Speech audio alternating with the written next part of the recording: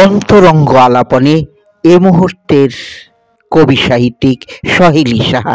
ইতিমধ্যেই তিনি একাধিক পুরস্কারে ভূষিত জনপ্রিয় কবি সাহিত্যিক সহেলী সাহা।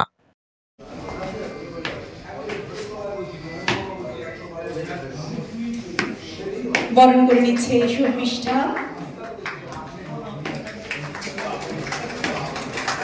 সম্মাননা প্রদান করছেন বিশিষ্ট কবি সাহিত্যিক সহেলী সাহার এক অন্তরঙ্গ সাক্ষাৎকার গ্রহণে আনন্দচন্দ্র মণ্ডল। দেখুন চ্যানেল আনন্দে সহেলী সাহার এক অন্তরঙ্গ। আপনি লেখালেখির জগতে ঠিক কিভাবে এলেন? আমি লেখালেখির জগতে একদমই আছি এটা ভুল ধারণা। আমি সময় পেলে লেখালেখি করি, সম্পূর্ণটাই মনের ভাব প্রকাশ করি। আমি নিজেকে একদমই কবি বলে মনে করি না, শুধু আমার মনে হয় কথাতে কথা বাড়ে, সেই জন্যই কলম ধরা, শুধু মনের ভাব প্রকাশ।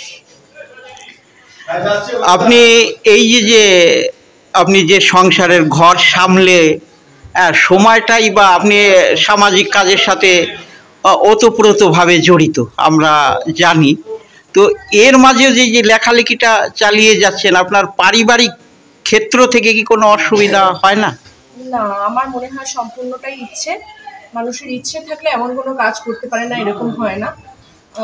সংসারে অনেক 24 ঘন্টা একটা দিন, আমি লেখালেখির জন্যে রাতের দিকে 3-4 ঘন্টা আমার শুধু মনের ভাব প্রকাশ করতে পারলেই আমার মনে হয় কথাতে কথা বাড়ে, সেই জন্যই লেখালেখির জন্য কলম ধরা।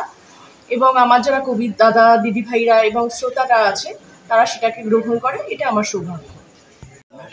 এই যে আপনি বিভিন্ন জায়গায় কবিতা পাঠ করেন বা বিভিন্ন মঞ্চে আমন্ত্রণ পান, আপনার কি কোনো তিক্ত অভিজ্ঞতা আছে বা কোনো ভালো লাগাটা কি রকমের? বা সংসার সমাজ মানেই ভালো লাগা খারাপ লাগা মিশিয়ে, কোনো মানুষের মধ্যেই সম্পূর্ণ ভালো থাকে না, কোনো মানুষের মধ্যেই সম্পূর্ণ খারাপ থাকে না।